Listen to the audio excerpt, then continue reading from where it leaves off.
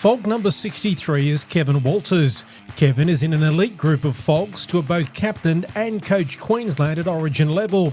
A six-time Premiership winner with the Brisbane Broncos and the Canberra Raiders, Kevin Walters was one of the first players to be inducted into the Broncos Hall of Fame. In 1990, Kevin was named the Brisbane Broncos Player of the Year and holds the record for the most final appearances for the club. Kevin Walters played 291 NRL games, 20 Origin matches for Queensland and 11 tests for Australia. In 2025, Kevin was named coach of the Kangaroos, replacing fellow FOG Mal Meninga. Well, Kevin Walters, thanks for your time. What does it mean to you to be a FOG? Oh, look, just one of those life experiences. I mean, you're a FOG for life, but, my first experience with State of Origin football was here, at Lang Park, the building behind us.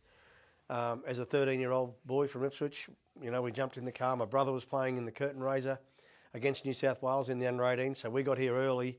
And the queue, we drove the Kingswood down, by the way, the station, yellow station wagon. So it was Mum and Dad and the four boys. Brett was obviously playing. And Dad didn't have tickets. In those days, there was no ticket tech, anything to pre-book tickets. So we got here and we parked the car not far from Lang Park, and then we saw the lineup was all the way up Milton Road around on Hale Street. That's where we were trying to get into the outer. And this queue went all the way back to the brewery. And Dad said, well, there's only one way in here. And he was a carpenter, so we got the pliers out and cut a hole in the fence. And we raced through along with about 10,000 other Queenslanders. And from that moment, when Arthur ran out, it still gives me like goosebumps thinking about it. He had froth coming out of his mouth and the white powder on his chest. And it was just a moment that stayed with me. And I thought, well, one day I want to come back here and play in this arena because I think it would be one of the best things in your life. And it was right. So I'm fortunate enough to do that.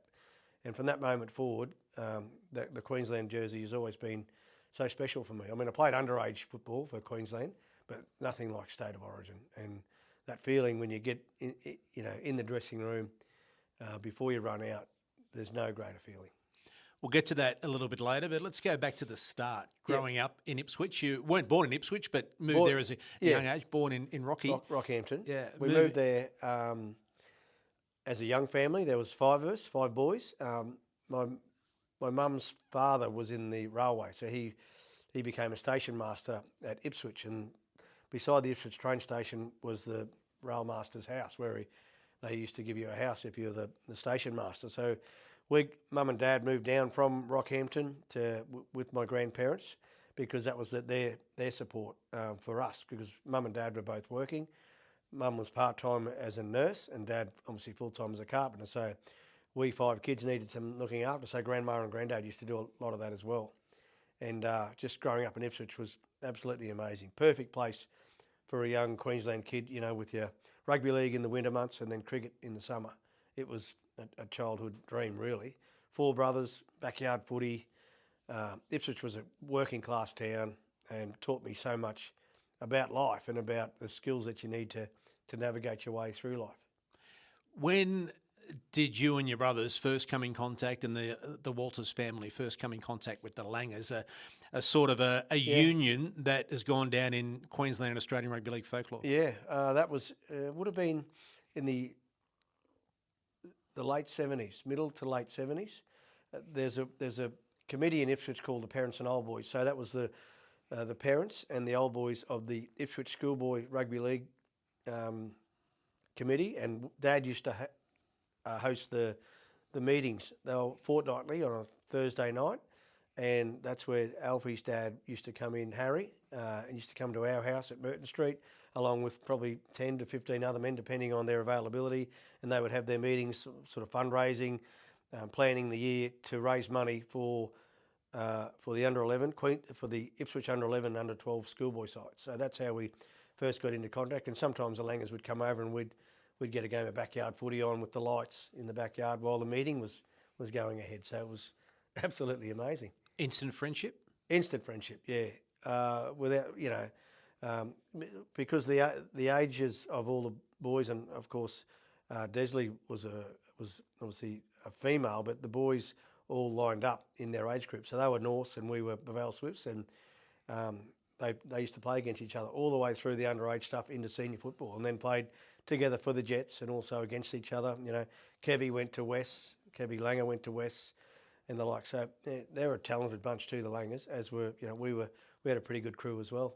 And what was footy like in Ipswich? You mentioned Baval and Baval Swiss. So I was down the road, like 400, 500 metres down the road, and that's how Kerrod and I'm not sure about the other boys, that we used to use that as part of our training, sprinting between telegraph poles, jog the next sprint. It was only 4 or 5, it wasn't far down the road, and that was the beauty of it as well. You know, most parents these days got to put kids in cars and drive them to training, whereas we just used to run down the end of the road, and there was the football field. It was a great club, Baval Swifts in Ipswich, very strong club, produced Australian players and state and representative players for Queensland and Ipswich and the old city country as well. Used to have a lot of country players come out of Baval Swifts, so it was a really strong club and gave us a great breeding ground. I was very fortunate, Mark, as a youngster coming through from the under-7s right through, that had very good coaches to teach me the basics of rugby league, and Kerrod and my other brothers as well.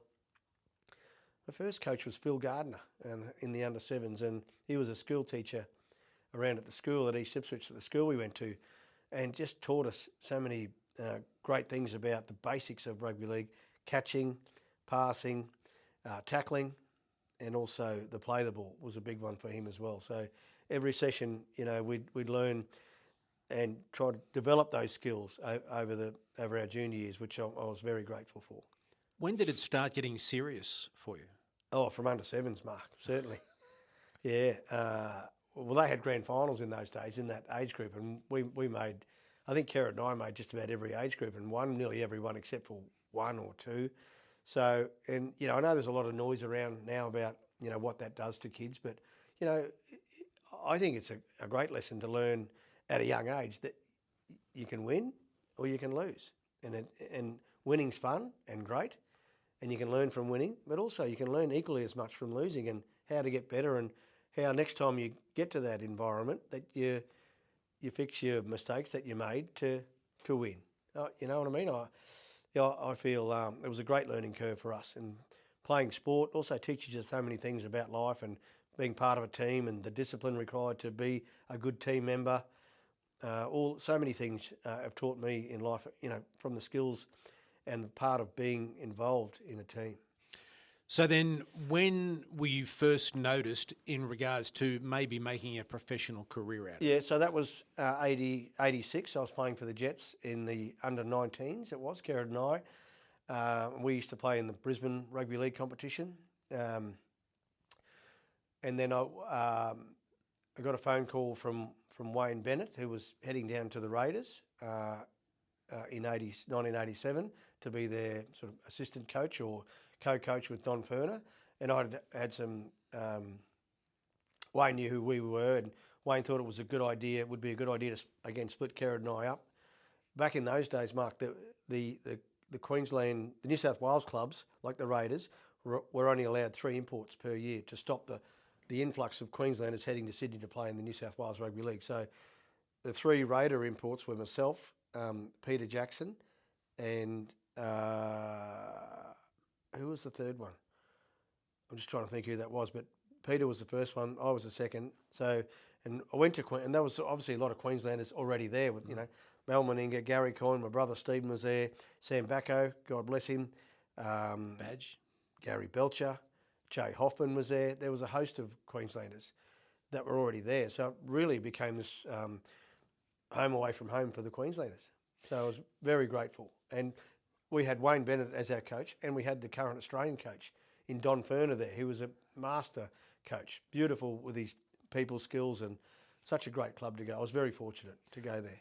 What was it like there? Now, it might seem a strange question nowadays, you know, Canberra is such a big city, etc. But you're coming from Ipswich, you've grown up with your twin brother, and a family was very, and still is very important to you. Yeah. To move to Canberra to be on your own for the first time, how long did it take you to acclimatise? Oh, not very long at all, because, you know, we'd watch so much of the Sydney League, you know, on telly, and watching all these players, and then all of a sudden I was going down to join them and play with them and against them. You know, it was quite an easy decision to go, to be honest, because you feel like it was a great opportunity. I was in my second year as an apprentice carpenter, so that continued down there. So they transferred my apprenticeship forms from a Queensland building to ACT building, which is not that much different, but I was allowed to pursue my career as a carpenter as well and finish that. So I went down there with my girlfriend at the time, Kim, and we ended up getting married, obviously. But yeah, we had a great time in Canberra. It was a really special time, particularly with the success we had down there as well, and being around all the Queenslanders. Mel Meninga was the captain, or Dean Lance at first, and then Mel became the captain. So it was a great place to be. The timing was great, as you mentioned. They were building some sort of team. Looking back on that time now, what are your memories of the players you played with and that Canberra team? Well, I just remember being so grateful to have so many good players in that side. Some future, obviously, some of our greatest players in the game ever, and Mal's an immortal. He was the big ringleader of all that. Gary Belcher was such a great player. Peter Jackson, such a great player. Sam Backer, all these guys playing. Gary Coyne, all these players that had such great careers. And for me to be dropped into that environment, Steve Walters, another one. He's in the best top 100, I think, of all. Throw Lazo in there, Brad Clyde. Glenn Lazarus, Brad Clyde, Ricky Stewart, Laurie Daly. It's just amazing when you listen, isn't it? And I just thought, well, this is how it works here. First year we got into the grand final, the last game at the SCG. Admittedly, I came off the bench, and there's some memories now where they flash back to up into the stand, and there's Wayne Bennett, Don Ferner, and then there's me sitting up there in the stand as the replacement. I thought, what am I doing up there? And I remember that they said I was about to go and walk out where all the reserves sit on the bench. And I think it was Don Ferner said to me, Kevvie, you come up and sit up with us. We can give you some information here on the grand final. Because Mal had broken his arm, came back the week before against East and got us into the grand final. So he started, and it was a very hot day. So I replaced Mal with about 15 minutes to go. But it was just as a young 20-year-old or 21, just a great experience. And I thought, well, I want a bit more of this, except win next time, And as it happened a couple of years later, we're back there again, and I came off the bench again. And then I, made my decision to move back to Brisbane. Why? Well, I just thought, at the time, I had a couple of blokes in Canberra. I'm just trying to think of their names. Ricky Stewart and some bloke called Laurie Daly, we're going to be the halves there for long term. So I thought, well, I can play a little bit of first grade here, and do my best, or I can go back to Brisbane. Wayne Bennett was coaching there. Alfie was there. Kerrod was there. I always enjoyed playing with those guys, and they were in first grade, obviously. So I just thought, well, if I'm going to play somewhere, I might as well play at the Broncos and see and roll the dice there. And as it happened, it worked out, really well. So it was a good decision. Money-wise, there was more money in Canberra than Brisbane, but I didn't sort of do it for the money. I went for just to get back home around our families, and also I'm quite envious of Kerrod and Alf. The Broncos in '89, Kerrod, they were both playing for Australia. Kerrod was playing for Queensland and Australia. And I thought, well, if he can do it, I'm as good as Kerrod, surely. I can do it.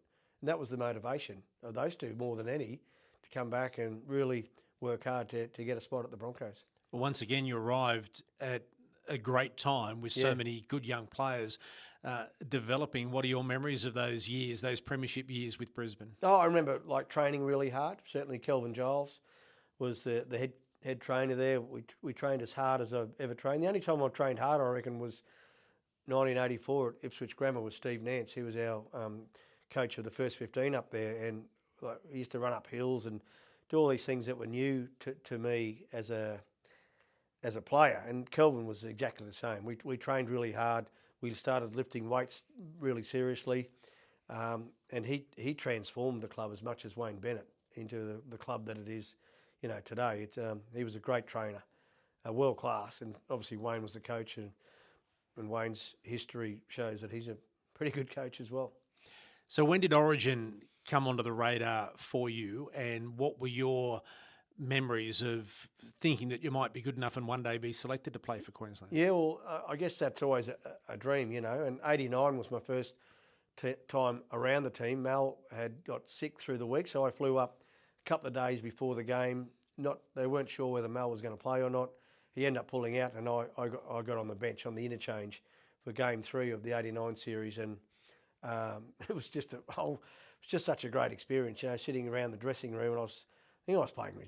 Might have been playing reserve grade at the time. I played a lot of first grade, but also a lot of reserve grade as well, sort of 50-50. And to get dragged in around that group, and Kerrod was having a great series. I think he got the man of the series. That he probably told you a few times, did he, Mark? Kerrod, yeah.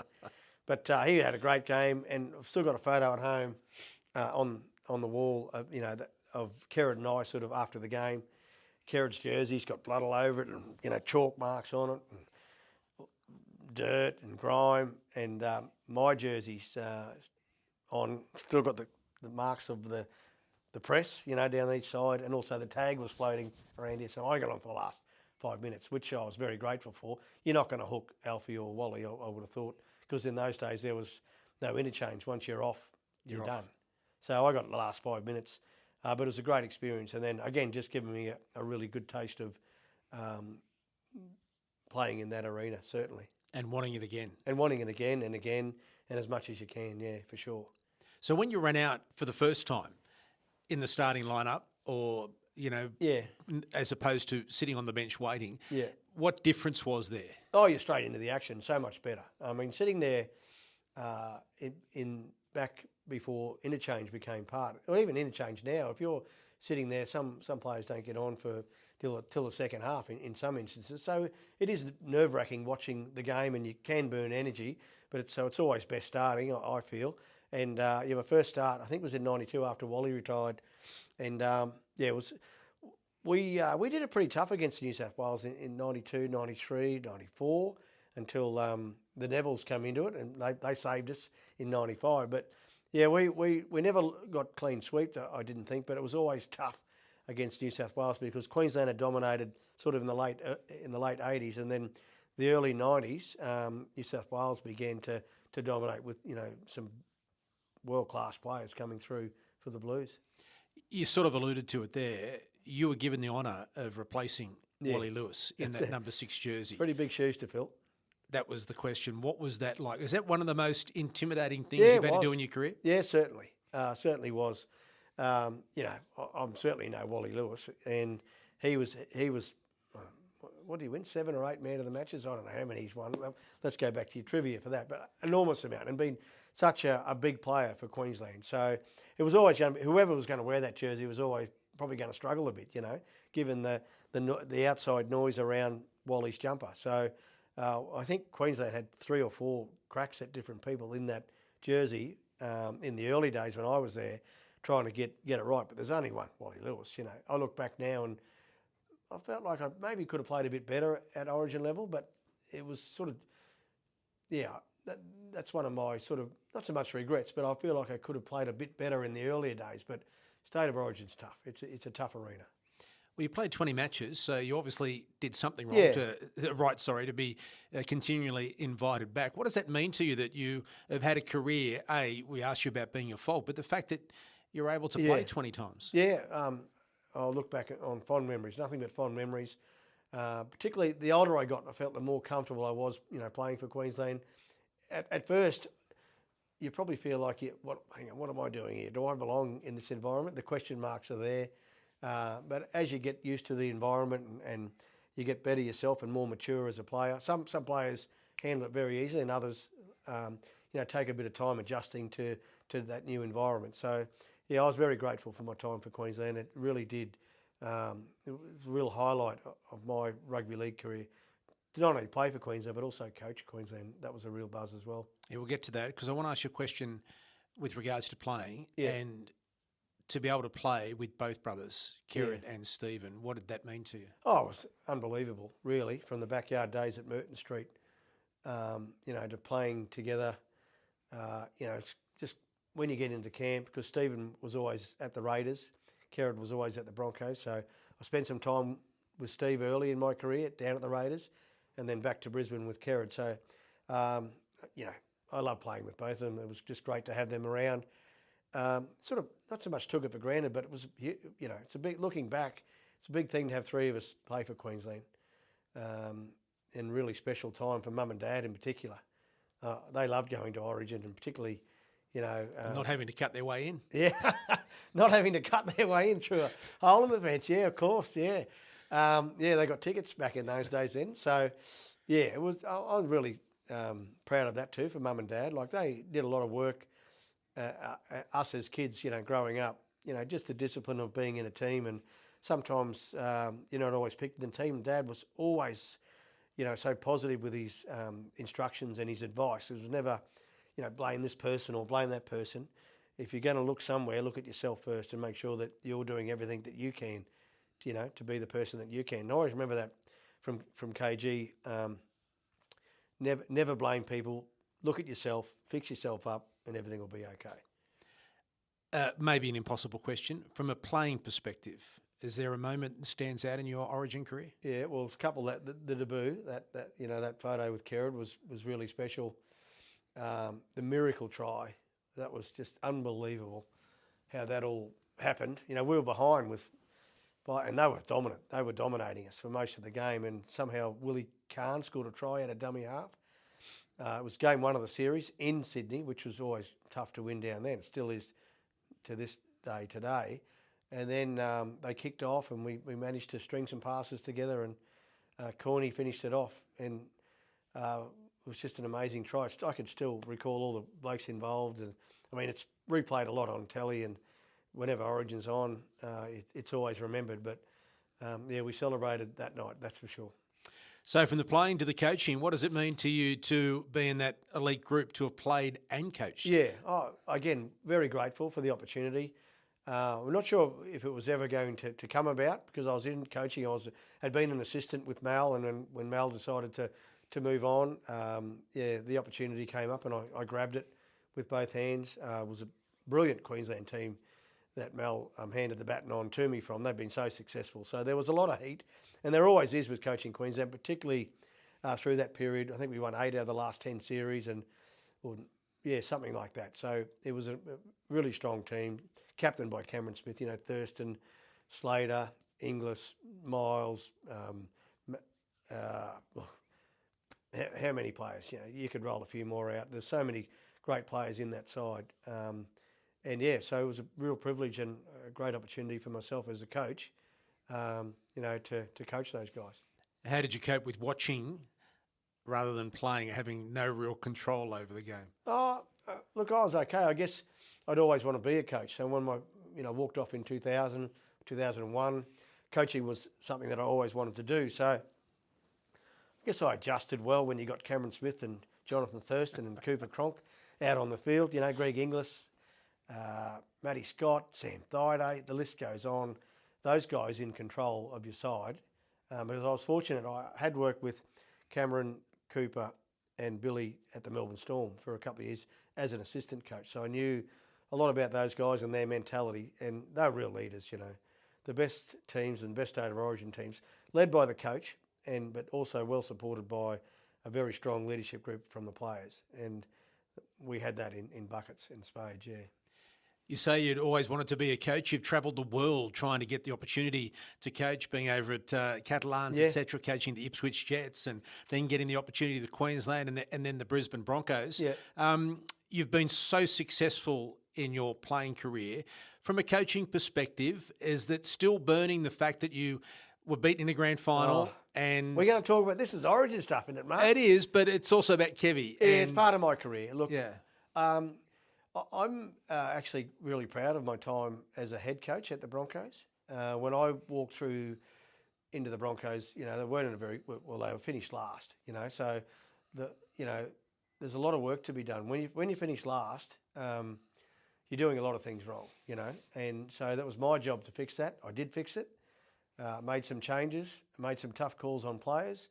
Made some tough calls on coaches. And we got there to the grand final. We were in front, and then the football gods, I'm going to say, just wanted Penrith to win, and Penrith won. So, but I'm really proud. I'm disappointed with the result, obviously, in the grand final, but from where they were, the Broncos, to where we got them to,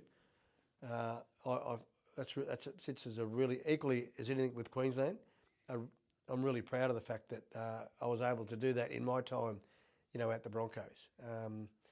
And the grand final win would have been just superb. Dream over, basically, but that hasn't happened. So the dream's still alive in clubland. Watch this space. But right now I'm coaching the Kangaroos. I'm, again, so grateful for that opportunity. And I'm going to put all my energy and all my time into making sure the Kangaroos are very successful. Who's had the biggest influence on your career? Mum and Dad from an early part, my brothers, obviously, Brett, Steve, Drewy, and Kerrod. And then I guess Alfie's been around there a lot, influential in many ways. And, I can't leave Wayne Bennett out of the equation either. Craig Bellamy was very good for me, my time at the Storm. Mal Meninga, my time at Origin. So Arthur Beetson, I always remember being coached by Arthur and just in awe of him being around the team and the way he's a very relaxed character.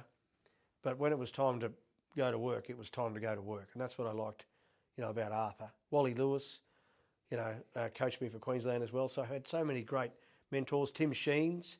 So to single it down to just one, I mean, what's that old saying about the village? It takes a village to raise a child. The same thing with coaching. You get all your information and knowledge from so many different people, and it's up to you to collate that information and then roll it in a manner that works for you and suits your personality. I know the journey is still continuing, but what do you reckon the young bloke who went to Bouval Swifts with his twin brother would have thought, bare feet, under sevens, in 30, 40, 50 years' time, looking back and saying, well, 6 premierships, played 20 origins, nearly 300 NRL games, coached state and country. What do you reckon that young kid would think? Oh, he'd be at a birthday, he'd be at a party. I'm going to be having a party, Mark. When you look, you just roll through life, and life throws up many different circumstances and challenges as such. And I feel the best way is to just keep moving forward. I've got a lot of belief in myself as a person, and particularly my coaching days now as a coach. I'm just really excited about the future. I'm not getting any younger, obviously, but not getting any older either, I believe. Well, Kevin Walters, FOG number 63, thank you so much for your time and congratulations on a wonderful career that's still going. Yeah, thanks, Mark. I'm grateful to be on the show, and thank you. Thanks for watching this episode of the FOGS Queenslander Podcast. If there's a FOG you want to hear from, leave a comment to let us know. And don't forget to like and subscribe so you don't miss any of our videos.